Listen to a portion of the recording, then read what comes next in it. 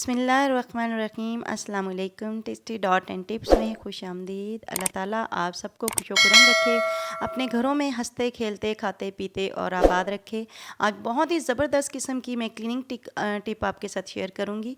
तो ये देख लीजिए, ये मग है, मैंने किस तरीके से 2-3 मिनट के अंदर बिल्कुल इसको न्यू जैसा करके रख दिया है, किस कदर आसानी के साथ। और बस यही आसानी आज मैं आपके साथ शेयर करूँगी ताकि आप भी इस तरह का कोई भी आपके वॉशरूम में बकेट पड़ी या बाल्टी मग कुछ भी पड़ा है, आप बिल्कुल उसको न्यू की तरह नीट एंड क्लीन कर सकें चंद मिनटों में और घर में मौजूद आम सी चीज़ों के साथ। तो शुरू करते हैं अल्लाह ताला के बाबरकत नाम के साथ। बिस्मिल्लाहिर्रहमानिर्रहीम, अल्लाहुम्मा सल्ली अला मुहम्मद।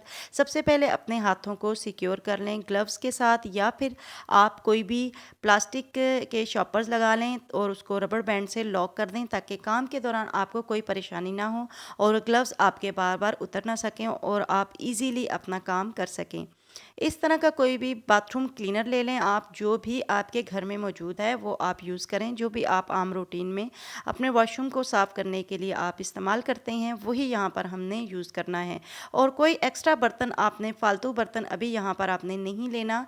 आपने इसी मग में इस सॉल्यूशन को डालना है। तकरीबन 3-4 टेबल स्पून आप इसको डाल दें और 1 टेबल स्पून भरकर आप नमक डाल दें।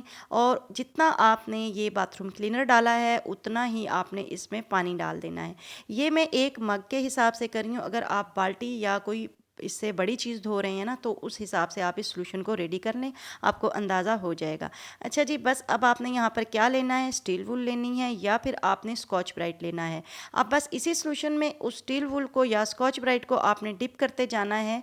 लेकिन याद रखें, लेनी आपने कोई खुरदरी चीज़ ही है, सॉफ्ट चीज़ के साथ ये काई नहीं उतरेगी। चाहे आप स्टील वूल ले लें, चाहे स्कॉच ब्राइट ले लें, चाहे आप रेत मार जो होता है ना, जिससे रेगमार जिसको कहते हैं, यानी एक खुरदरा सा कागज़ मिलता है, चाहे आप वो ले लें। लेकिन steel wool is the best, steel wool सबसे बेहतरीन है। आप उसके साथ इसको इसी सॉल्यूशन को डिप करते जाएं और रब करते जाएं, तो आप ये देख रहे होंगे जहाँ जहाँ मैं ये स्टील वूल यूज़ कर रही हूँ और वहीं से ये साफ़ होता जा रहा है।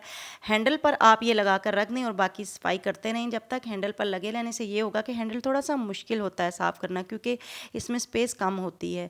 अच्छा, एक बात और, यहाँ पर मैंने डायरेक्ट साफ़ करना शुरू कर दिया, वरना आप ये सारा सॉल्यूशन आप बाल्टी या मग के इर्द गिर्द लगाकर 3-4 मिनट के लिए रख दें तो काई और भी जल्दी सॉफ्ट हो जाएगी। ये जो मैल है इस पर एकदम से सॉफ्ट हो जाएगी और जब आप इसको रब करेंगे ना, तो बिल्कुल ये आसानी के साथ बिना टाइम लिए 2-3 मिनट में आप इसको साफ़ कर लेंगे।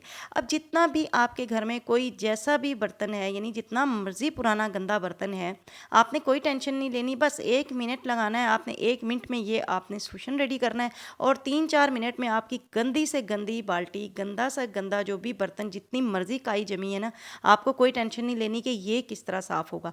तो इंशाल्लाह ताला सिर्फ 5 मिनट लगेंगे आपके बड़े बर्तन के लिए और आपका वो बर्तन बिल्कुल नीट एंड क्लीन न्यू की तरह होगा।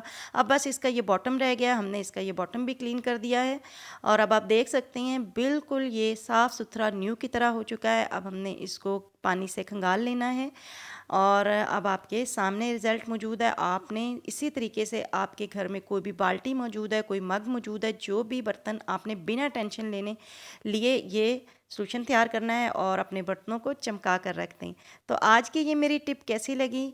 अगर आपको ये मेरी टिप अच्छी लगती है तो लाइक और छोटा सा प्यारा सा कमेंट तो बनता ही है, ज़रूर लाइक और कमेंट कर दीजिएगा और शेयर भी कर दीजिएगा। और मुझे अब इजाज़त दें नेक्स्ट वीडियो तक के लिए। अपने घर के दीगर कामों के साथ अल्लाह ताला का ज़िक्र भी जारी और सारी रखें और मुझे इजाज़त दें नेक्स्ट वीडियो तक के लिए। अल्लाह हाफ़िज़।